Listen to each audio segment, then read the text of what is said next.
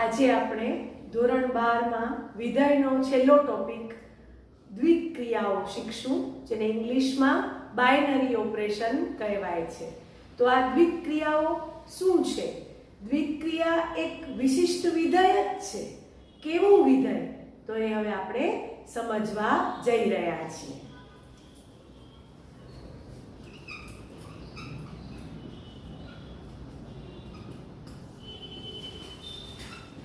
કોઈ ગણ, કોઈ અરિક્ત ગણ એ માટે વિધેય સ્ટાર, જેમ વિધેય માટે આપણે સંકેતો f g h એવા લઈએ છીએ, તો અહીંયા વિધેય માટે સંકેત સ્ટાર લીધો છે. કોઈ અરિક્ત ગણ એ માટે વિધેય સ્ટાર જેનો પ્રદેશ a ક્રોસ a છે અને સહપ્રદેશ a થાય, તો આ વિધેયને a પરની દ્વિક્રિયા કહેવાય છે. ફરીથી, દ્વિક્રિયા એક વિધેય છે. કેવું વિધેય? કોઈ એક અરિક્ત ગણ a માટે વિધેય star from a cross a to a, એટલે કે જેનો પ્રદેશ a cross a છે, સહપ્રદેશ a છે, તો આ વિધેયને a પરની દ્વિક્રિયા કહેવાય. આમ દ્વિક્રિયા પણ એક વિધેય જ છે, અને તે વિધેયનો જ પ્રકાર છે. કોઈ ગણ અરિક્ત ગણ a જોશે આપણે, અને એ ગણ જે અરિક્ત ગણ છે એના ઉપર આપણે એક વિધેય વ્યાખ્યાયિત કરવા જઈ રહ્યા છીએ, જે વિશિષ્ટ વિધેય તરીકે આપણે એને ઓળખશું, જેનું નામ આપણે દ્વિક્રિયા પાડ્યું છે. તો એ વિધેય સ્ટાર, આપણે f g h વિધેયના જે સંકેતો લઈએ છીએ એને બદલે અહીંયા સ્ટાર સંકેત લીધો, જેનો પ્રદેશ a ક્રોસ a હશે અને સહપ્રદેશ a હશે. a ક્રોસ a પ્રદેશ હોવાથી દ્વિક્રિયાનો દરેક પ્રદેશનો ઘટક અથવા દ્વિક્રિયા જે વિધેય સ્વરૂપે છે એના પ્રદેશનો ઘટક હંમેશા ક્રમયુક્ત જોડ સ્વરૂપે હશે, અને એનો જવાબ સામે a નો ઘટક હશે. તો આ રીતે આપણે દ્વિક્રિયા એક વિશિષ્ટ વિધેય છે. ફરી એકવાર નવી વસ્તુ હોવાને કારણે રિવાઇઝ કરીએ છીએ. કોઈ અરિક્ત ગણ a માટે વિધેય star from a cross a થી a, તો આ વિધેયને a પરની દ્વિક્રિયા કહેવાય છે.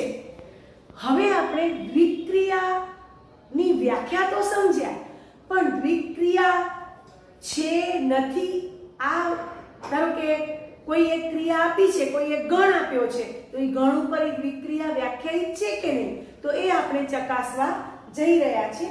તો સૌથી પહેલા આપણે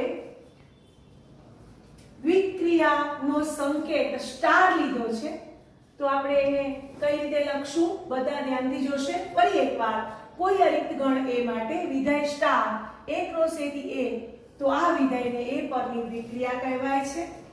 અહીં a b belongs to a માટે સ્ટાર ab અથવા a સ્ટાર b દ્વારા ગણ a પરની દ્વિક્રિયા દર્શાવાય છે.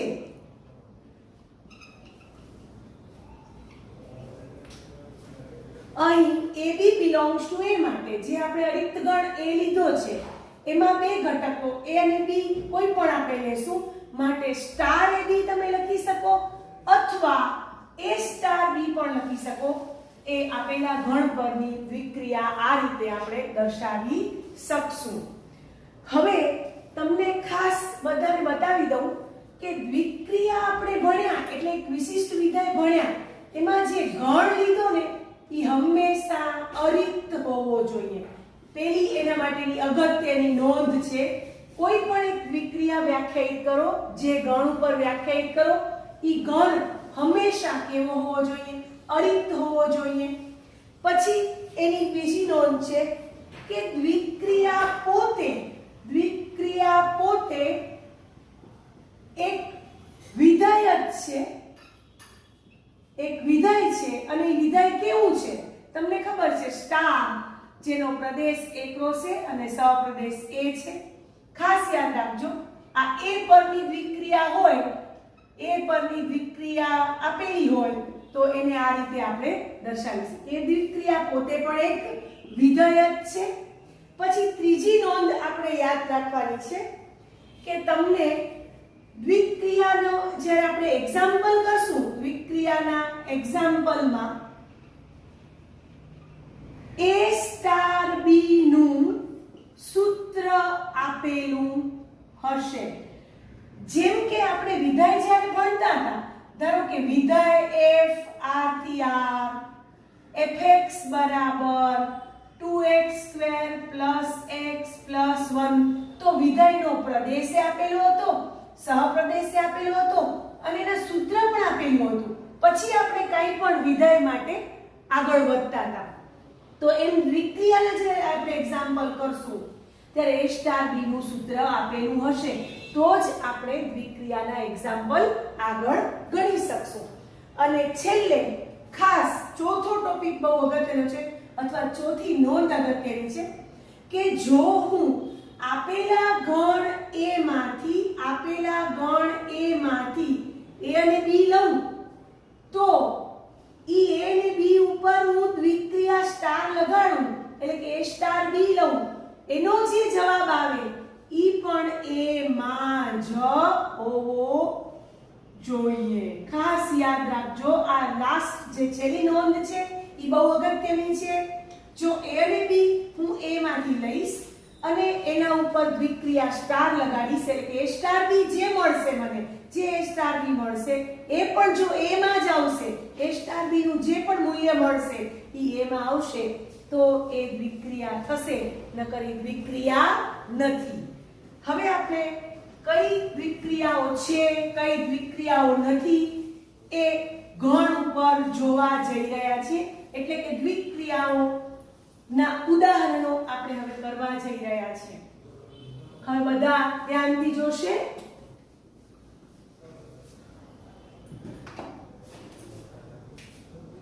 દાખલા તરીકે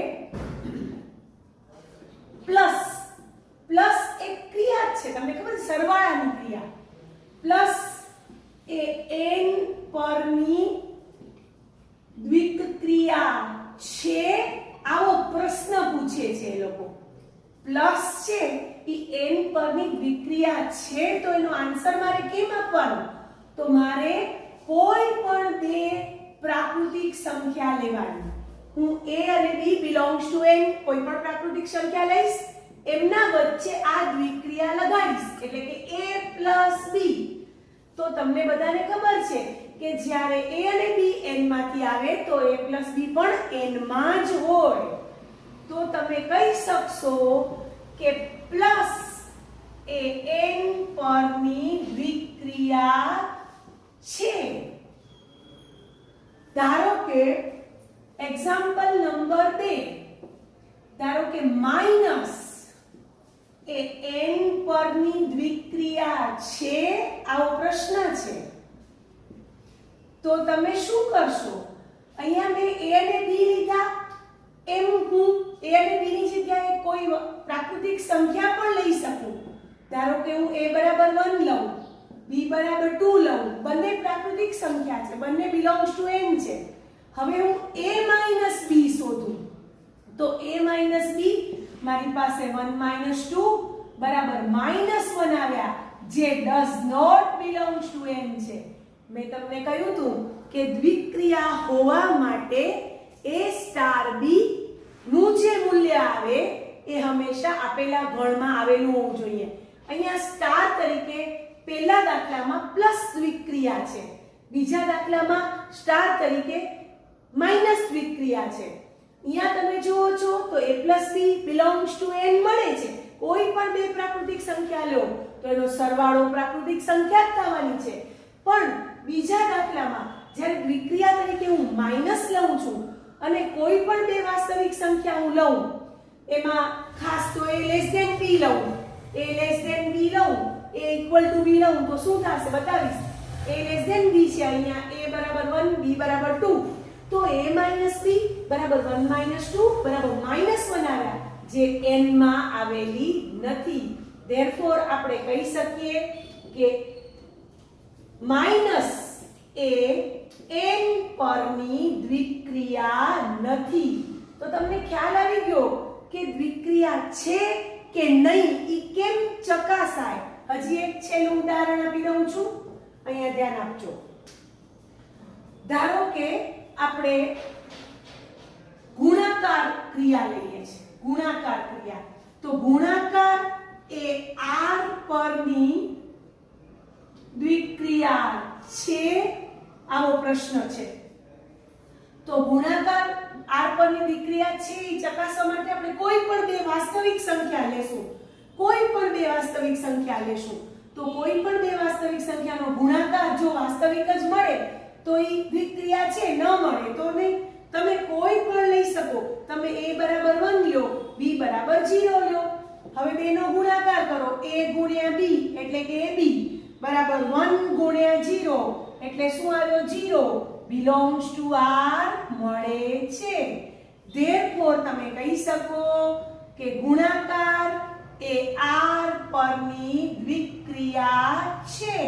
સમજાઈ ગયું બધાને કે જ્યારે મેં બે ઘટકો r માંથી લીધા, એના ઉપર મેં કઈ આ દાખલામાં જે આપેલી છે ક્રિયા લગાડી, અત્યારે દ્વિક્રિયા તરીકે ગુણાકાર છે.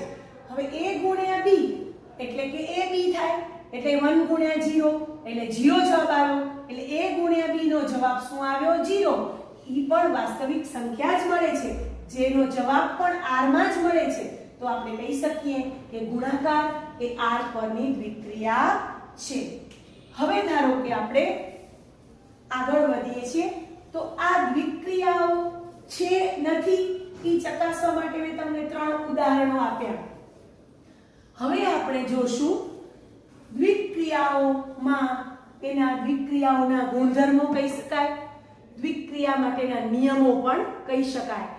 તો પહેલો નિયમ છે અથવા પહેલો ગુણધર્મ છે ક્રમનો નિયમ. દ્વિક્રિયા માટે પહેલો નિયમ છે ક્રમનો નિયમ.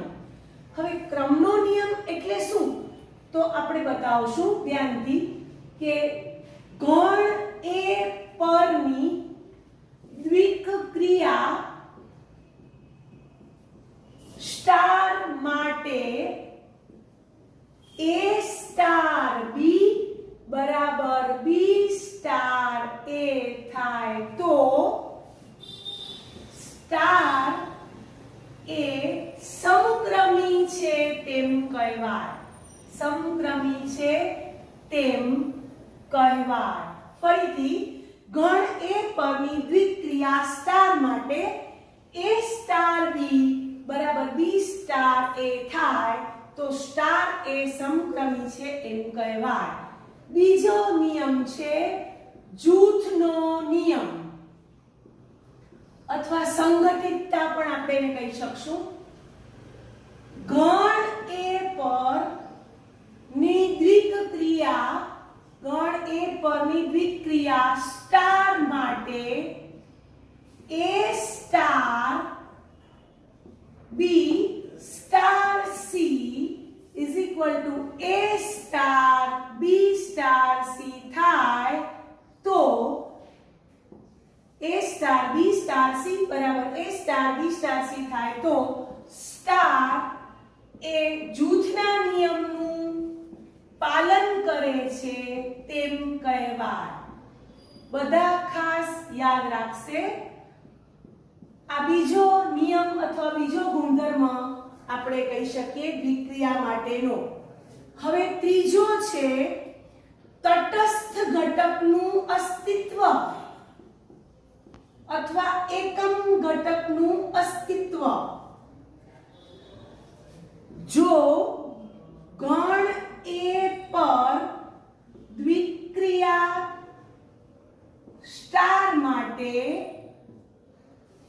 a સ્ટાર e બરાબર e સ્ટાર a બરાબર a થાય તો e ને સ્ટાર નો તટસ્થ ઘટક કહે છે. જ્યાં બધા બધાને ખબર હોવી જોઈએ એ પણ એ માંથી જ આવશે અને ઈ પણ એ માંથી જ આવવો જોઈએ, બીજે ક્યાંયથી આવે નહીં. તો આ તટસ્થ ઘટકનું અસ્તિત્વ એટલે ત્રીજો નિયમ, ત્રીજો ગુણધર્મ દ્વિક્રિયાનો આપણે શીખ્યા. હવે આપણે ચોથો લઈએ છીએ, છેલ્લો, વ્યસ્ત ઘટકનું અસ્તિત્વ. વ્યસ્ત ઘટકનું અસ્તિત્વ.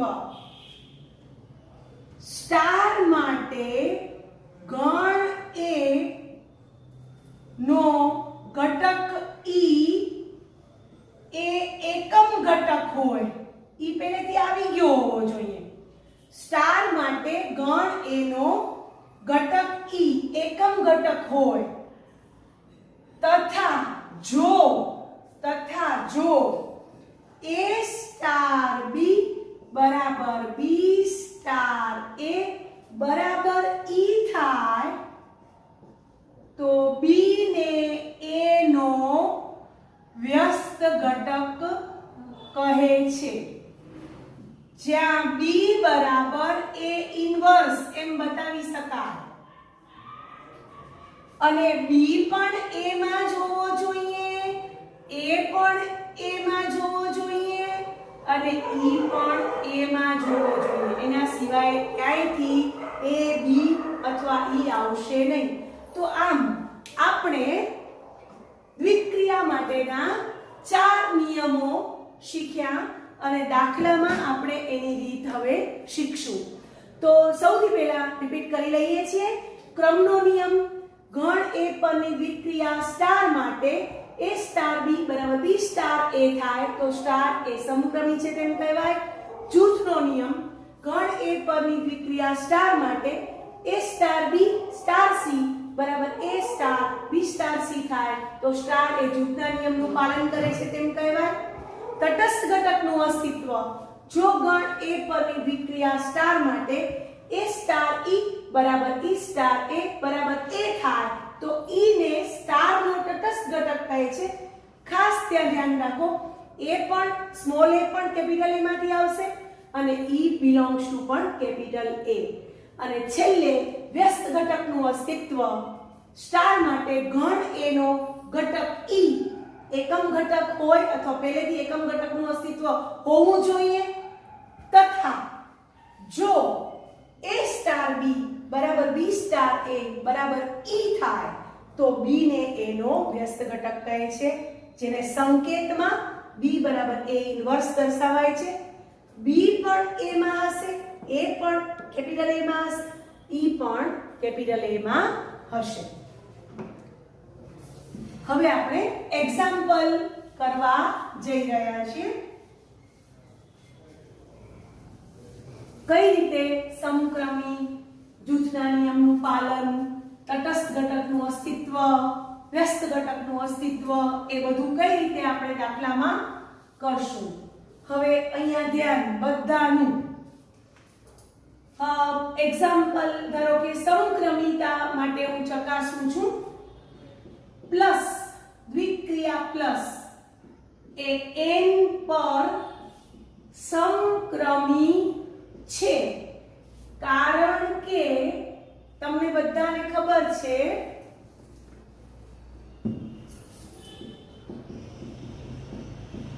a અને b તમે કેપિટલ N માંથી લેશો તો a plus b બરાબર b plus a થાય જ, ચોક્કસ થાય જ.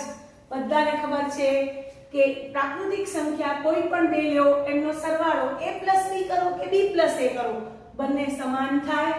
ધેરફોર તમે કહી શકો પ્લસ એ n પર સમક્રમી છે. હવે હું માઈનસ લઉં છું, માઈનસ દ્વિક્રિયા લઉં છું. એ n પર સમક્રમી છે એમ પ્રશ્ન છે. તો તમને ખબર છે કે હું દ્વિક્રિયામાં હું કોઈ પણ બે ઘટક પણ લઈ શકીશ. હું આ રીતે a ને b દ્વારા પણ બતાવી શકીશ અથવા પ્રદેશ n માંથી હું ઘટકો પણ લઈ શકીશ આપેલા ગણમાંથી. હવે હું જોઈશ કે 2 - 3 બરાબર -1 થાય છે અને 3 - 2 બરાબર શું થાય છે 1 થાય છે. ધેરફોર હું કહી શકીશ કે આમે બાદબાકી તો n પરની દ્વિક્રિયા જ નથી. બાદબાકી છે એ n પરની દ્વિક્રિયા જ નથી, પરંતુ આપણે દ્વિક્રિયા નથી અને સમક્રમી પણ નથી. આપણે તો અહીંયા ચોક્કસ એમ પણ કહી શકીએ કે આ જ n માં નથી આવેલો, એટલે તરત જ આગળ આપણે કહી શકીએ છીએ કે માઈનસ છે એ n પરની દ્વિક્રિયા નથી. અને દ્વિક્રિયા ન હોય તો પછી આપણે સમક્રમી ચકાસવાનો કોઈ સવાલ જ ઊભો નથી થતો. છતાં પણ ચકાસીએ તો આપણે કહી શકીએ કે આ બંને અસમાન હોવાથી આપણે કહી શકીએ 2 - 3 is not equal to 3 - 2. પણ હું તમને કહી દઉં કે અહીંયા સમક્રમિતા આપણે ચકાસવાનો કોઈ ચાન્સ જ નથી, કારણ કે માઈનસ એટલે કે બાદબાકી એ n પરની દ્વિક્રિયા જ નથી. દ્વિક્રિયા ન હોય તો પછી એના માટે સમક્રમિતા કે આપણે ચકાસી શકશું નહીં. હવે અહીંયા ધ્યાન ધારો કે ભાગાકારની ક્રિયા છે. ભાગાકારની ક્રિયા એ ગણ r સ્ટાર પર સમક્રમી છે એમ પ્રશ્ન છે. પહેલા તો તમને બધાને ખબર હોવી જોઈએ કે r સ્ટાર એટલે શું. r સ્ટાર ગણ એટલે શૂન્યેતર વાસ્તવિક સંખ્યાનો ગણ. r સ્ટાર એટલે શૂન્યેતર વાસ્તવિક સંખ્યાનો ગણ. શૂન્ય સિવાયની બધી જ વાસ્તવિક સંખ્યાઓ આમાં આવી જશે. હવે વિચારી લો તમે કે ધારો કે તમે 2 belongs to r સ્ટાર લીધા, 3 belongs to r સ્ટાર લીધા. હવે તમે ભાગાકારની ક્રિયા જોવો છો, દ્વિક્રિયા તરીકે ભાગાકાર છે, તો 2 ભાગ્યા 3 તો શું આવશે 2/3. 3 ભાગ્યા 2 તો શું આવશે 3/2. તો તમે જોયું કે અહીંયા 2 ભાગ્યા 3 is not equal to 3 ભાગ્યા 2. તો આપણે કહી શકશું, શું કહી શકશું કે ભાગાકાર એ r સ્ટાર પર સમક્રમી નથી. તો આ રીતે આપણે સમક્રમીના ઉદાહરણો લીધા. હવે આપણે બે ઉદાહરણો જૂથના નિયમના પણ લઈ લઈએ અને પછી આપણે એકમ ઘટક અને વ્યસ્ત ઘટકનું શીખશું. પહેલા આપણે અત્યારે જૂથના નિયમ માટે ચકાસણી, દ્વિક્રિયા માટે ચકાસણી કરતા શીખીએ છીએ. હવે અહીંયા ધ્યાન આપજો. ગણ n પર દ્વિક્રિયા માઈનસ એટલે કે બાદબાકી એ જૂથના નિયમનું પાલન કરે છે આવો પ્રશ્ન છે. તો આપણે ગણ n માંથી 3 ઘટકો જુદા જુદા લેશું. ધારો કે 1 2 3 belongs to n માટે હવે કઈ દ્વિક્રિયા લેવાની છે બાદબાકી, એટલે 1 - 2 - 3. 1 - 2 એટલે -1 - 3. વળી પાછો એક પ્રશ્ન આવીને ઊભો રહેશે કે અહીંયા બાદબાકી જે છે એ ગણ n પરની દ્વિક્રિયા જ નથી, એટલે આપણે r ઉપરની લઈએ. બધા ધ્યાનથી જોશે, દ્વિક્રિયા જ ન હોય તો આગળ નિયમનું પાલન ચકાસી શકાશે નહીં. હવે જો ધ્યાનથી અહીંયા ધારો કે હું ભાગાકારની ક્રિયા એ r સ્ટાર પર જૂથના નિયમનું પાલન કરે છે આવો પ્રશ્ન છે. તો ભાગાકારની ક્રિયા r સ્ટાર ઉપર એટલે શૂન્યેતર વાસ્તવિક સંખ્યાના ગણ ઉપર જૂથના નિયમનું પાલન કરે છે કે નહીં આપણે ચકાસશું. તો આપણે 3 ઘટકો r સ્ટાર માં લીધા. હવે મારે જોવાનું છે 1/2/3 ઈ શું થાય. તો તમને ખબર છે 1/2 એટલે 1/2 ભાગ્યા 3 એટલે 1/2/3 એટલે 1/6 થયા. હવે 1/2/3 એટલે કે 1/2/3 એટલે 1/3 2/3 બધા જોશે ધ્યાનથી. આનો આન્સર આવે છે 3/2. therefore જોઈ લ્યો કે 1/2/3 is not equal to 1/2/3.